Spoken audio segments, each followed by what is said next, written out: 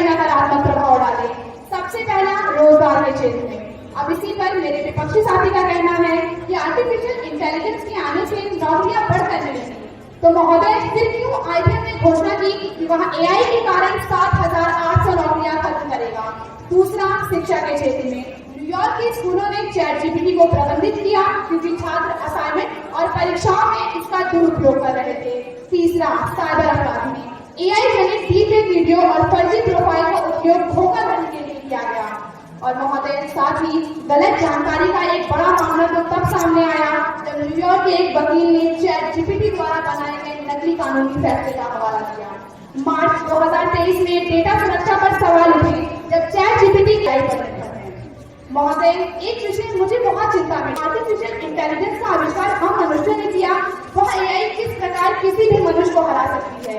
अब इसी पर मैं आपको एक घटना याद कराना चाहूंगी जो 1997 में देखा गया था, जब IBM के डीप ब्लू सुपर कंप्यूटर ने विश्व चैंपियन गैरी कास्परोव को चेस में हरा दिया। ये मैच चेस के इतिहास में एक महत्वपूर्ण घटना थी क्योंकि यह पहली बार था कि एक कंप्यूटर ने एक रीसेंट वर्ल्ड चेस चैंपियन को एक क्लासिक मैच फॉर्मेट में हराया। और महोदय, हाल ही में एलन मस्क की कंपनी न्यूरॉलिंक एक ऐसे चिप का आविष्कार है यह चिप दिमागी संकेतों को पढ़ने और उन्हें नियंत्रित करने में सक्षम होगी। लेकिन महोदय, अगर इंसानों और मशीनों को जोड़ने के लिए चिप का इस्तेमाल किया जाए तो यह तकनीक भविष्य में हमारे लिए खतरा बन सकती है। प्रोसेसिंग पर आधारित वह डिवाइस या रोबोटिक सिस्टम जो मानव मस्तिष्क के समान कार्य करती है, उसे AI कहते हैं। AI विभिन्न क्षेत्रों में तेजी से प्रकट हो रहा है, जैसे हेल्थ केयर सेक्टर में, एजुकेशन सेक्टर में, पर्सनलाइज्ड लर्निंग एक्सपीरियंस में, साइबर सिक्योरिटी में, ट्रांसपोर्टेशन सेक्टर में, मार्केटिंग एंड एडवर्टाइजिंग सेक्टर में, एग्रीकल्चर इंडस्ट्री में, फाइनेंस सेक्टर में, डिफेंस इंटेलिजेंस में, कई क्षेत्रों में AI का उपयोग किया।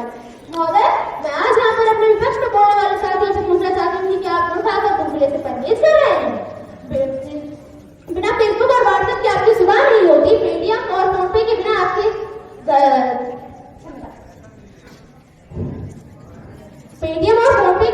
घर जल्दी नंबर तक नहीं आता। खुद के हाथ से लेकर घर की सब्जी और दाल तक AI के माध्यमों पर निर्भर रहने वाले लोग यहाँ से सहज बता रहे हैं। श्रीमान, AI पर बातें तो बहुत की जा सकती है, पर बात नहीं करे जो मुद्दे की हो। इसलिए आज मैं अपना पक्ष रखते हुए कहना चाहती हूँ कि मैं AI के पक्ष में खड़ी हुई हूँ तब जब LPG के प्रोजेक्ट से लेकर LP के ऑब्जेक्ट तक हमें AI के माध्यमों पर ही प्राप्त होते हैं। मैं साइकोलॉजी फील्ड से हूँ। मन के बारे में हम लोग बहुत सारे रिसर्च करते हैं। मन की एक नेचुरल टेंडेंसी होती है कंफर्ट जोन में रहना, और साइकोलॉजी में हमारी एक फील्ड भी है हेल्थ साइकोलॉजी, जिसमें लाइफ स्टाइल डिसऑर्डर पर हम बहुत ज्यादा डिस्कशन करते हैं क्योंकि आज की डेट की वो सबसे बड़ी प्रॉब्लम है। डिबेट में पक्ष विपक्ष होते हैं दोनों, और उस पर अपने विचार रखना एक बाध्यता होती है, एक सीमा में हमको बंद के अपने विचार रखने होते हैं। लेकिन किसी भी चीज के फेवर या अगेंस्ट में जब हम बात करते हैं तो अल्टीमेटली उसका रिजल्ट क्या है इस पर भी बात करना जरूरी है। जब हम लिमिटेड स्क्वायर में बात कर रहे होते हैं कि AI के 100 बेनिफिट्स क्या हैं या 100 नुकसान क्या है, तो निकाले जा सकते हैं बड़ी आसानी से। अल्टीमेटली जब हम बात करते हैं तब फुल के पिक्चर हमारे सामने आती है, और उसके लिए डेफिनेटली बहुत स्टडी की जरूरत पड़ती है। यहाँ बच्चों ने अपने विचार रखे, बहुत बढ़िया बढ़िया विचार रखे हैं। AI की मदद से हमारे बहुत सारे काम आसान हो गए हैं, हमारी लाइफ में कंफर्ट आ गया है। तो ऐसी बहुत सारी चीजें लाइफ में हैं।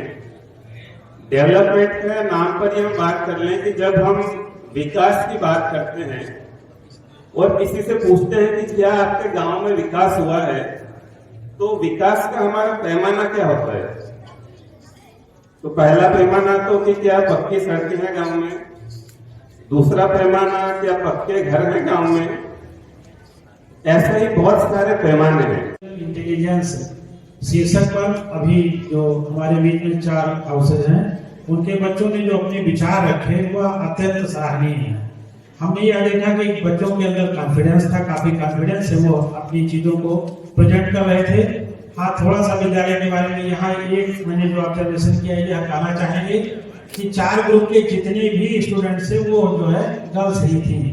यह सोच करके मैं अभी विद्यालय प्रबंधन समिति के अध्यक्ष श्री अशोक गुप्ता जी से मैं यह चर्चा कर रहा था कि मुझे लग रहा है आप यहाँ पर देखिए जो बॉयज की तरफ से यह थोड़ा सा हम कहना चाहेंगे कि विद्यालय के प्रधानाचार्य और शिक्षकों को यह प्रयास करना चाहिए। अच्छा यह होता कि एक गर्ल्स और एक बॉय अगर रहता हर ग्रुप में, आप उनको भी प्रमोट करिए। ऐसा नहीं है कि वो अपने विचार नहीं रख सकते हैं, तो यह अच्छा रहेगा। इस पर यह कहना चाहेंगे, शुरुआत से ही हम जानते हैं टेक्नोलॉजी के दोनों पक्ष तो होते ही हैं।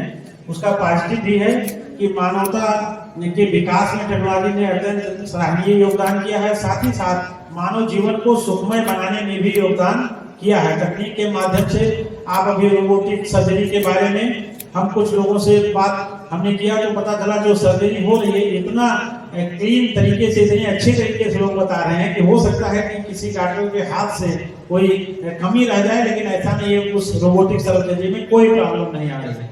तो इसके फायदे भी हैं, ऐसा नहीं है, लेकिन हमको स्वतः यह सोचना होगा, हम मनुष्यों को, मानव को यह चिंतन करना होगा कि जो हमें आराम मिल रहा है उसके साथ साथ जो है हम अपने के बारे में, जैसे अपने हेल्थ के ही इश्यूज को अगर हम ले लें